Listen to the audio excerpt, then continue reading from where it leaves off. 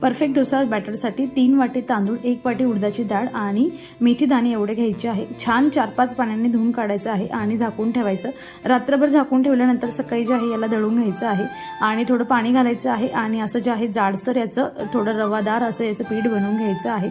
सकाळी याला आपण दळतो आहोत म्हणजे हे रात्री जे आहे डोसे बनणार आहेत। आणि बघा आता रात्री किती छान फर्मेंट झालेलं आहे। असं परफेक्ट मेजरमेंटने तुम्ही बनवलं, थोडे मेथी दाणे घातले तर बॅटर खूप छान होतं। आता जेवढं मला पाहिजे होतं तेवढं मी घेतलं आणि तुम्हाला स्पंज डोसा बनवायचं असेल तर थोडं ठीक ठेवायचं, पेपर डोसा पाहिजे असेल तर पातळ ठेवायचं। चटणी आणि भाजी माझी इथे झालेली आहे आणि बघा आता मी बनवणार आहे स्पंज डोसा। तर यासाठी मस्त तवा गरम करून घ्यायचा, थोडं ऑइल जे आहे टाकायचं आणि अशा पद्धतीने जे आहे बॅटर स्प्रेड करून घ्यायचं।